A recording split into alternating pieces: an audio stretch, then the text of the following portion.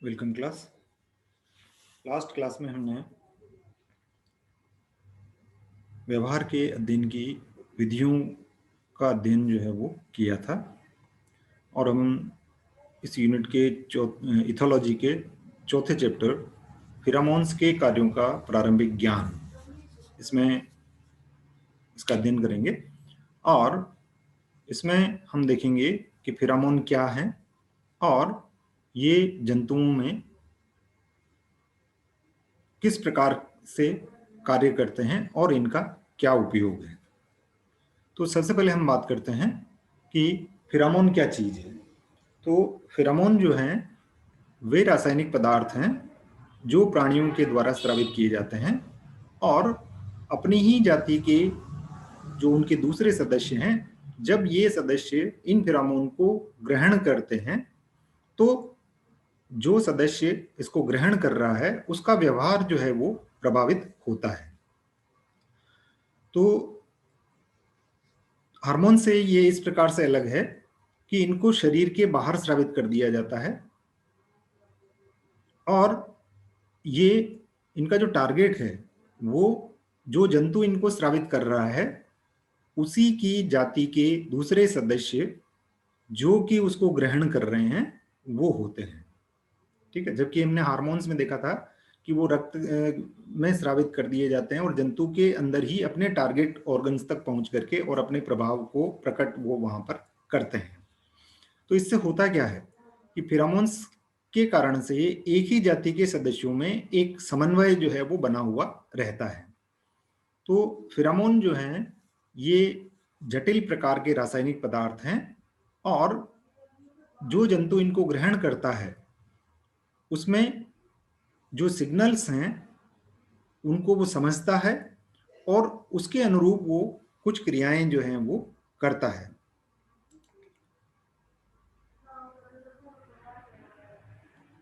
जैसे अगर हम उदाहरण के लिए देखें कि मान लीजिए कि आप मधुमक्खी के छत्ते के पास से होकर के जा रहे हैं और किसी मधुमक्खी ने आपको डंक मार दिया। तो अगर आपने उस मधुमक्खी को मार दिया है यानी आप उसे मार देते हैं तो ये संभव है कि कुछ ही समय में कई मधुमक्खियां आकर के और आपके ऊपर आक्रमण कर दे। तो ऐसा क्यों होता है कि वो जो मरती हुई मधुमक्खी है वो कुछ ऐसे रासायनिक पदार्थ जो है वो सिक्रेट कर रही है जिनको कि हम यहाँ फिरामोन कह रहे हैं, जो कि उसी की जाति की दूसरी जो मधुमक्खियां हैं उनमें एक अलार्म सिग्नल जो है वो देती है आक्रमण का और उसके कारण से जहां पर वो फिरामोन का सोर्स है वहां वो आक्रमण करती है। तो आपने जैसे उसको मार दिया है तो आपके शरीर पर उसके मरते समय पर वो कुछ फिरामोन जो है वो सिक्रेट कर देंगी यानी आपको मार्क कर देंगी और उसके कारण से उसकी जाति के दूसरे सदस्य भी आकर के और आपके साथ में आक्रमण जो है वो कर देते हैं। इसी तरह से एक दूसरा उदाहरण है कि यदि नदी किनारे चलते हुए आपके पैर से कोई घोंघा कुचल दिया जाता है तो इस मरते हुए घोंघे से कुछ ऐसे सिग्नल्स जो हैं वो निकलेंगे, फिरामोन सिक्रेट होंगे जो कि उसके आसपास रहने वाले दूसरे जो घोंघे हैं उनमें खतरे का एक संकेत जो है वो देते हैं और उसके कारण से वो सभी जो है वो अपनी रक्षा करने के लिए पानी के अंदर चले जाते हैं। तो इन दोनों ही उदाहरण में हम ये देखते हैं कि जो रिलीजिंग फैक्टर्स हैं उनका प्रभाव, रिलीजिंग इफेक्ट जिसको हम कह सकते हैं, मोचक प्रभाव, ये उस प्राणी के केंद्रीय तंत्रिका तंत्र को प्रभावित करता है और उसके व्यवहार में शीघ्रता से परिवर्तन लेकर के और आता है। तो इन दो उदाहरणों से आपको फिरामोन के बारे में थोड़ा बहुत एक आइडिया हुआ होगा। एक प्रकार का हमने यहाँ पर ये देखा है। अब ये जो फिरामोन हैं इन फिरामोन के सिक्रीशन का नियंत्रण किस प्रकार से किया जाता है इसको अगर हम देखें तो ये जो अध्ययन किए गए हैं पहले इनका उदाहरण हम लेते हैं यहाँ पर कि बार्थ ने 1962 में तिलचट्टे में और मार्टोन ने गिनी पिग में ये पाया कि फिरामोन का स्रावण जो है वो एक्सोक्राइन ग्लैंड्स के द्वारा होता है जो कि एंडोक्राइन ग्लैंड के स्रावित हार्मोन के नियंत्रण में होता है। यानी कि ये जो फिरामोनल ग्लैंड है ये एंडोक्राइनल ग्लैंड के नियंत्रण में होती है थ्रू हार्मोन। ऐसा बार्थ ने तिलचट्टे में अध्ययन करने के बाद और मार्टन ने गिनी पिग में अध्ययन करने के बाद में पता लगाया। इसी तरह से स्ट्रॉस एंड पोची इन द ईयर 1963 इनके अनुसार मनुष्य में जो पसीना जो होता है, जो कि स्वेट ग्लैंड या जिनको हम श्वेत ग्रंथियां कहते हैं, उसमें से जो फिरामोन सिक्रेट होता है वो शरीर में पाए जाने वाले पदार्थों के नियंत्रण में उत्पन्न जो है वो किया जाता है। यानी कि उस पर हमारे शरीर का ही नियंत्रण होता है कि पसीना जो हो रहा है उसमें फिरामोन होगा या नहीं होगा। ठीक है, तो अब तक हमने ये देखा है कि फिरामोन क्या है, शरीर के बाहर सिक्रेट किए जाएंगे और जो अपनी ही जाति के दूसरे सदस्यों के द्वारा ग्रहण किए जाने पर उनके व्यवहार में परिवर्तन लाते हैं। और ये परिवर्तन किस प्रकार से आएगा, उनके तंत्रिका तंत्र द्वारा उसको ग्रहण करके और उसके तंत्रिका तंत्र जो है उसके ऊपर अपनी अनुक्रिया जो है वो करता है। तो फिरामोन के कुछ सामान्य लक्षण हैं जिनके बारे में हम बात करें यहाँ पर, कि ज्यादातर जंतुओं में जो फिरामोन होते हैं वो लो मोलिकुलर वेट प्रोटीन या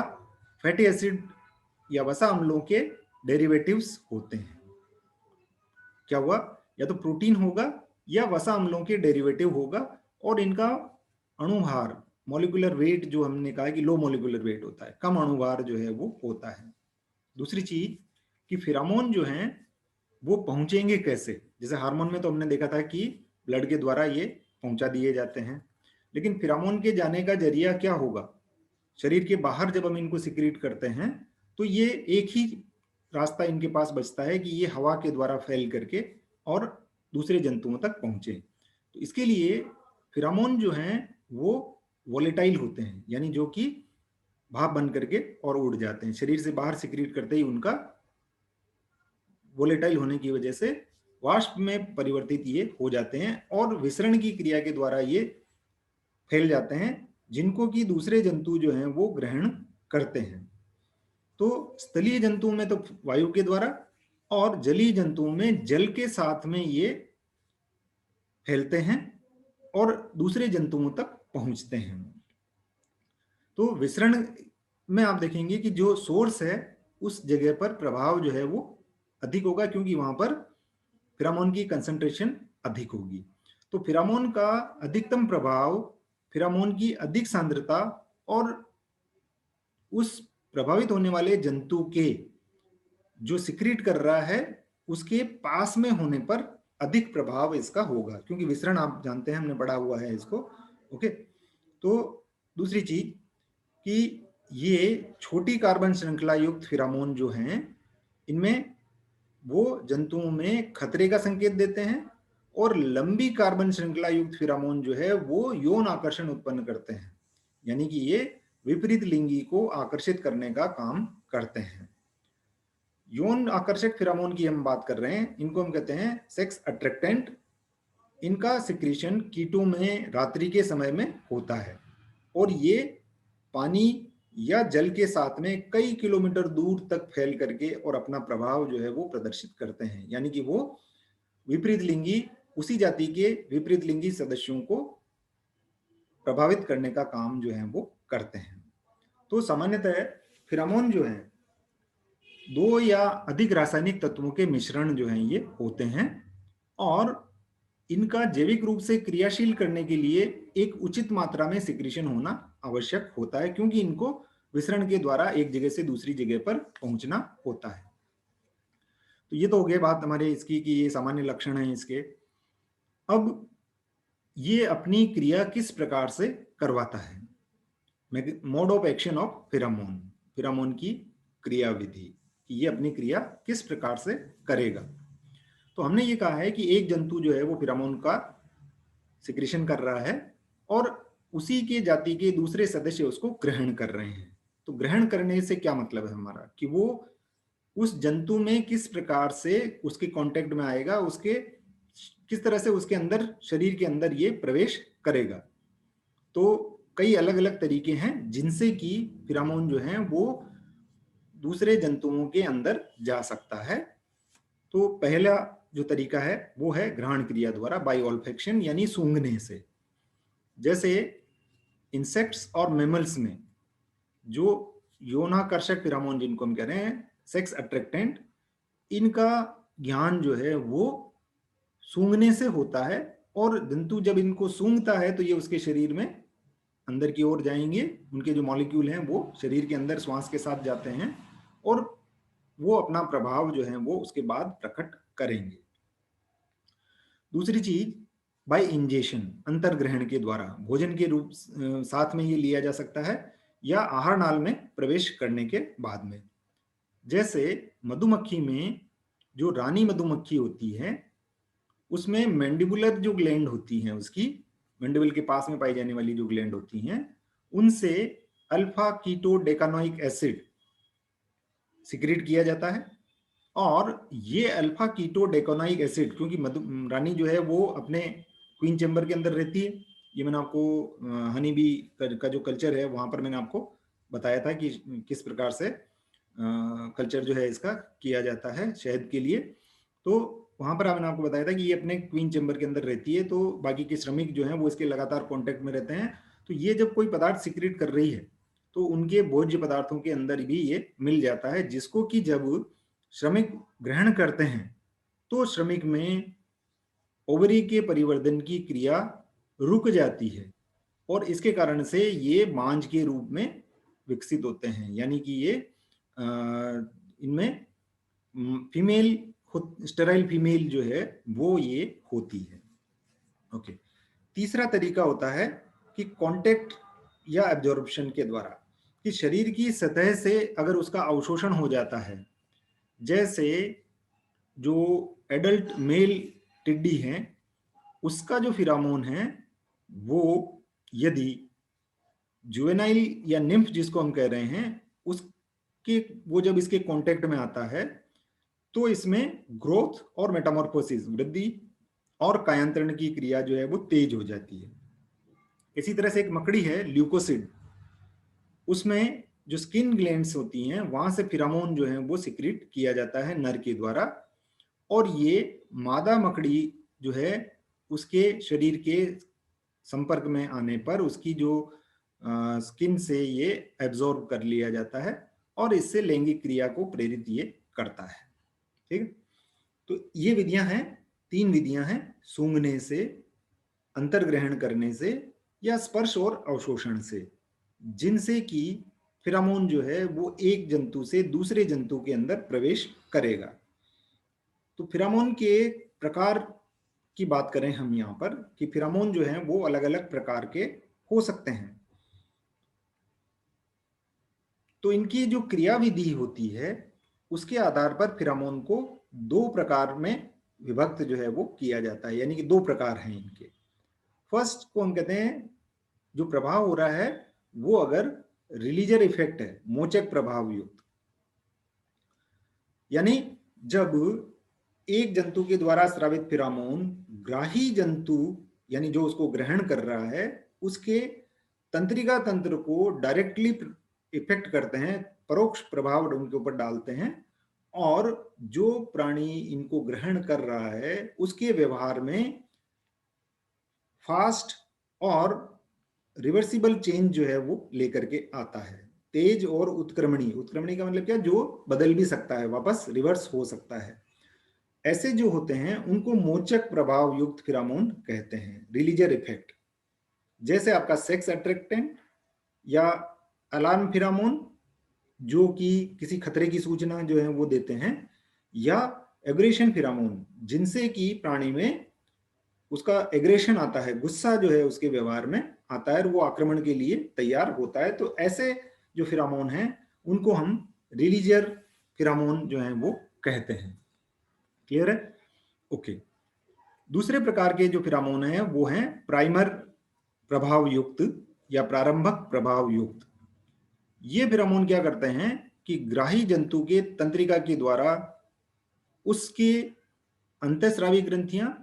मेनली पिट्यूटरी ग्लैंड को उत्तेजित करके, और जो फिजियोलॉजिकल रिएक्शंस होती हैं, पिट्यूटरी ग्लैंड उत्तेजित होगी तो क्या करेगी, हार्मोन सिक्रीट करेगी, जो कि अपने टारगेट ऑर्गन पर जाकर के और फिजियोलॉजिकल क्रियाएं जो हैं वो करवाएंगे। ये जंतु के लेकिन इनका जो प्रभाव है वो धीमी गति से होगा, जबकि जो रिलीजर हैं उनका प्रभाव जल्दी से हो जाएगा। जैसे हमने कहा था कि 9 कीटो 2 डेकानोइक एसिड जो फिरामोन है मधुमक्खी के द्वारा जो सिक्रीट किया जाता है, या टिड्डी में जो सिक्रीट किया जाता है, या फीमेल में एस्ट्रस हार्मोन,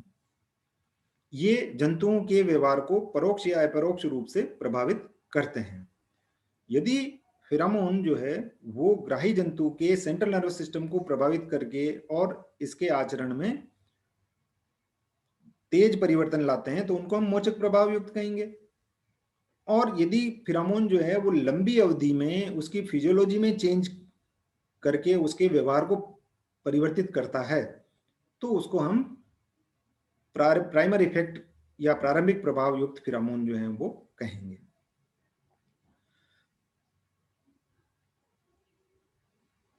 तो प्राणी में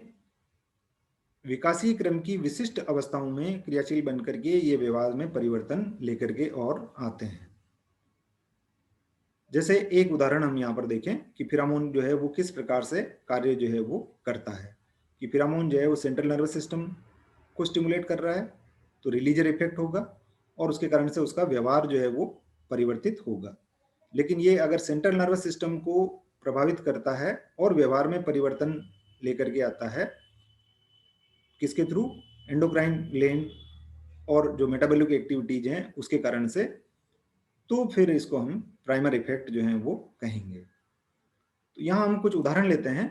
कि कीटों में फेरामोन्स और व्यवहार, pheromone and behaviour in insects. यहाँ पर हम कुछ कीटों के उदाहरण देखेंगे जिनमें की फेरामोन की एक्टिविटी होती है। तो कार्लसन और ब्यूटेंडॉन, इन्होंने सबसे पहले फेरामोन का जो टर्म है ये दिया था और इन्होंने इसके जो सूचनाएं या संदेशों का जो कम्युनिकेशन कर रहे हैं उसमें इनको एज ए केमिकल सब्सटेंस के रूप में अनेक प्राणियों के ऊपर भी अध्ययन किया था। इसी तरह से डेवनपोर्ट के अनुसार वो जंतु जो कि सहजीवी संबंध रखते हैं फेरामोन के द्वारा प्रभावित होते हैं। तो प्रारंभ में फेरामोन शब्द का उपयोग कीटों की देह के ऊपर उपस्थित ग्रंथियों से स्रावित होने वाले उन पदार्थों के लिए किया गया जो कि विपरीत लिंगी को अपनी ओर आकर्षित करते हैं। लेकिन जैसे जैसे होता है कि जैसे जैसे हमें इनके बारे में जानकारी मिलती गई तो इनके रासायनिक पदार्थों का जो मल्टी डायमेंशनल इफेक्ट है उसका भी हमें ज्ञान जो है वो होता गया। तो इसकी खोज किस प्रकार से हुई थी कि 18th सेंचुरी में बॉनेट ने ये देखा कि चींटियां जो है एक लंबी लाइन बना करके जाती है। आप भी देख सकते हैं इसको कि चींटियां जो है वो हमेशा एक के पीछे एक चींटी जो है वो लंबी लाइन बना करके और चलती रहती है और वो जो भोजन सामग्री होती है उसको अपने बिल की ओर लेकर के जाती है। तो इन्होंने क्या किया कि अपने कमरे में एक छोर पर चीनी के दाने रख दिए और कुछ ही समय बाद में चींटियों ने इस चीनी को खोज लिया और धीरे धीरे वहां पर काफी चींटियां जो है वो इकट्ठी हो गई और फिर वो ट्रेल बना करके एक लाइन बना करके और उस दाने को लेकर के आगे चलती रही। तो वो अपने जो पैसेज इन्होंने बनाया था उससे बिल्कुल भी इधर उधर नहीं हो रही थी, हर चींटी जो है वो उसी लाइन के ऊपर जा रही थी। तो बॉनेट ने क्या किया कि बीच में से जो पैसेज था उसका, जिस रास्ते से होकर के जा रही थी वहां से उसने क्या किया कि अंगुली से रगड़ करके और साफ कर दिया। तो उसने ये देखा कि वो जो चींटियां आ रही हैं वो जहां पर साफ किया गया था वहां पर आकर के और रुक जाती है और धीरे धीरे इधर उधर खोजती रहती है और अपने एंटीना को वो हवा में घुमाती रहती है और जो फर्श था वहां पर भी वो उसको टच कर रही थी। तो कुछ जो चींटियां हैं वो आगे बढ़ करके रगड़े हुए जो स्थान होता है उसको वो पार कर लेती हैं खोजने के लिए और उन्होंने भी वो वापस आकर के और अपने जो स्पर्शक होते हैं उनको दूसरी चींटियों को से टच करती है और उसके बाद में फिर वो वापस एक ट्रेल बना करके और अपने रास्ते के ऊपर चलने लग जाती है। तो इससे बॉनेट ने ये अंदाजा लगाया कि वो जो चींटी जो सबसे पहली बार आई है वो जरूर जब अपने बिल की ओर जा रही थी तो उस रास्ते में कुछ केमिकल सिग्नल जो है वो छोड़ती हुई गई है, और उसी को पहचान करके दूसरी चींटियां जो है वो भोजन तक आई हैं। तो जब अंगुली से उसको रगड़ दिया गया था उस रास्ते को, तो बीच में वो क्या हुआ, वो केमिकल साफ हो गया, और उसके कारण से चींटियों को अपना रास्ता खोजने में दिक्कत हुई। लेकिन जो कुछ खोजी चींटियां जो होती हैं वो आगे जा करके और देखा कि आगे की तरफ वो सिग्नल वापस मिल रहे हैं, तो वो वापस आती है मार्क करते हुए, और इस तरह से ट्रेल को वापस वो कंप्लीट करके और आगे की ओर बढ़ जाती है। जैसे यहाँ पर आप देख सकते हैं डायग्राम में, यहाँ पर थोड़ा सा शक्कर रख दिया है यहाँ पर। तो चींटियां जो है वो अपने घोंसले तक इस तरह से लगातार चलती हुई जाती है, और बीच में अगर आपने इसको रब कर दिया, अंगुली से पोंछ दिया इसको, तब ये चींटियां आकर के यहाँ रुक जाती हैं, और यहाँ से कुछ खोजी चींटियां वापस आगे की ओर जाती है, तो उनको वापस संकेत मिल जाते हैं। वो वापस आकर के उन सब चींटियों को संकेत देती है अपने स्पर्शकों के द्वारा, और फिर सब चींटियां वापस लाइन बना करके और चलने लग जाती है। आप भी इसको प्रैक्टिकली करके और देख सकते हैं, ठीक है। इसी तरह का एक जो एक्सपेरिमेंट है वो मौत के ऊपर जीन हेनरी फेब्रे ने किया। उन्होंने एक बर्तन में एक फीमेल जो मौत था उसको खिड़की के पास में रख दिया। इनकी खिड़की जो है बाहर की तरफ खुलती थी बगीचे में। तो उन्होंने देखा कि उस फीमेल मौत की जाति के दूसरे नर जो हैं उस जार के आसपास इकट्ठे हो जाते हैं, जो कि उस गार्डन में से जो पौधे हैं लगे हुए थे वहां से निकल करके और इनकी विंडो पर आ गए थे। तो इन्होंने इस क्रिया को प्रयोग के रूप में अनेक प्रकार से दोहराया, और दूसरे में उन्होंने ये देखा कि उसको कांच का एक जो पारदर्शित था, लेकिन वो एयरटाइट जार था, यानी जिससे वो फीमेल जो है नरों को दिख तो सकती है, लेकिन कोई कम्युनिकेशन जो है वो नहीं होगा, क्योंकि हवा का जो है वो फ्लो जो है वो नहीं हो रहा है, क्योंकि वो एयरटाइट है। तो एक भी नर जो है वो उस फीमेल की ओर नहीं आता, जबकि वो उस फीमेल को देख रहे हैं। तीसरे प्रयोग में उन्होंने क्या किया कि तारों से बनी जाली के बर्तन में रखा, जहां से नर मादा को देख तो नहीं सकते थे, लेकिन क्योंकि वो हवा से फिरामोन जो है वो जा रहा था, तो वो उसके आसपास वापस इकट्ठा होने लग गए। तो फेबर ने वापस अनुमान लगाया कि फीमेल जो है वो अपनी बॉडी से कोई गंध वाला सिक्रीशन कर रही है, या फिरामोन जिसको हम कह रहे हैं वो निकलता है, और जो हवा के साथ में फैल करके और उसी जाति के नरों को अपनी ओर आकर्षित करने का काम जो है वो करता है। जैसे ये इसको हम देख लेते हैं यहाँ पर इस एग्जांपल को, कि यहाँ पर हमने क्या किया इसको कि वायर गेज के अंदर रखा, तो मेल जो है वो इसके आसपास आ जाते हैं। लेकिन अगर हमने एयरटाइट ग्लास के जार में इसको रखा हुआ है तो कोई भी मेल इसकी तरफ नहीं आएगा। क्लियर? ओके। तो ये जो तरीका है इसको हम उपयोग में ला सकते हैं पेस्ट मैनेजमेंट के तरीकों के लिए, कि इससे हम इनको कंट्रोल कर सकते हैं, फसलों को हम सुरक्षित कर सकते हैं। तो इसको हम क्या कहते हैं, अट्रैक्ट एंड किल मेथड कहते हैं, कि कीटों को आकर्षित करो और उनको मार दो। तो हम क्या करते हैं कि ऐसे जो सिंथेटिक सेक्स अट्रैक्टेंट फिरामोन है, यानी जो कि कृत्रिम रूप से बनाए हुए उस जाति के लिंगाकर्षण फिरामोन जो होते हैं उनको छिड़क दिया जाता है, जिससे कि नर जो है उसकी तरफ आकर्षित होते हैं, और वहां पर आप उनको पकड़ करके मार सकते हैं। एक दूसरी विधि है जिसको कि हम मेटिंग डिसरप्शन कहते हैं। ये स्विट्जरलैंड और जर्मनी में काफी प्रयोग में लाई गई थी, और इसके अच्छे रिजल्ट्स वहां पर इनको मिले थे। तो उन्होंने क्या किया कि फसल की सुरक्षा के लिए जो सिंथेटिक फिरामोन है उनका कई जगहों पर छिड़काव जो है वो किया जाता है, जिसके कारण से उस फसल जहां उगी हुई है वहां नहीं जा करके और ये मॉथ्स जो है वो दूसरी जगह पर चले जाते हैं जहां पर हमने छिड़का है। इसके कारण से इनका उनको वहां फीमेल नहीं मिलती है, और उसके कारण से प्रजनन नहीं होता है। जब प्रजनन नहीं होगा तो अंडे नहीं दे पाएंगे, और अंडे नहीं दे पाएंगे तो लार्वा नहीं निकलेंगे, और जब वो लार्वा नहीं निकलेंगे तो हमारी फसल को नुकसान जो है वो नहीं होता है। तो इस क्रिया में हम क्या करते हैं कि बिना किसी रासायनिक कीटनाशक का प्रयोग किए, क्योंकि कीटनाशकों के हानिकारक प्रभाव भी होते हैं। जैसे अगर आप अंगूर खा रहे हैं, अंगूर के ऊपर अगर कीटनाशक छिड़क दिया गया तो वो आपके शरीर में पहुंच जाएगा। तो अंगूर के लिए इस विधि का उपयोग यूरोप में किया गया था। ये डायग्राम मैं आपको बता चुका हूं मैं इसमें। तो जो अलग अलग प्रयोग किए गए हैं उनसे ये प्रमाणित होता है कि फिरामोन जो है वो प्राणियों के व्यवहार को प्रभावित करते हैं। इसी तरह से यामामोटो ने पेरिप्लेनेटा अमेरिकाना जो कॉकरोच है उसके फिरामोन को का जो वाटर फिरामोन की जो वेपर थी उसको ठंडा करके एक पीले रंग का वोलेटाइल सब्सटेंस जो है वो प्राप्त किया और उन्होंने देखा कि ये नरों को आकर्षित करता है। और ये फिरामोन 2,2-डाइमिथाइल 3 आइसोप्रोपाइलिडीन साइक्लोप्रोपाइल प्रोपियोनेट, नाम थोड़ा सा लंबा लग रहा है लेकिन मैं जानता हूं कि आप जो है वो ऑर्गेनिक केमिस्ट्री पढ़ते हैं और उसमें आईयूपीएसी नेम जो है वो इसी तरह से दिए जाते हैं, तो आपको ये नाम जो है वो आसानी से आप याद कर लेंगे। 2,2-डाइमिथाइल 3 आइसोप्रोपाइलिडीन साइक्लोप्रोपाइल प्रोपियोनेट, इसके रूप में इसको ये पहचाना गया। इसी तरह से जो फीमेल मोथ हैं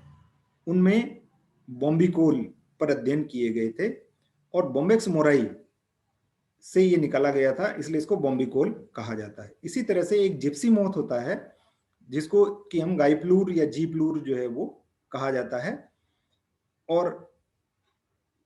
पिछले कुछ सालों से बहुत फिरामोन्स का केमिकल एनालिसिस जो है वो किया जाता है और ये देखा गया है कि ये generally aldehyde, acetate, fatty acid या एपॉक्साइड के डेरिवेटिव होते हैं और इनका एक प्रमुख घटक जो है वो 8-10 डोडेकेडीन 1OL ये तत्व जो है वो होता है। और कुछ जो मोथ्स हैं, शलभ जिनको हम कह रहे हैं, उनके फिरोमोन का रासायनिक संगठन अभी भी ज्ञात जो है वो नहीं है। तो हमारा वीडियो जो है वो लगभग 20-25 मिनट का हो चुका है, तो इसलिए कल हम देखेंगे इसको कि एपिस मेलिफोरा जो है वो किस प्रकार से क्रिया करती है। ओके, तो आप इसको पढ़ें और हम इसको वापस नेक्स्ट क्लास में लेंगे।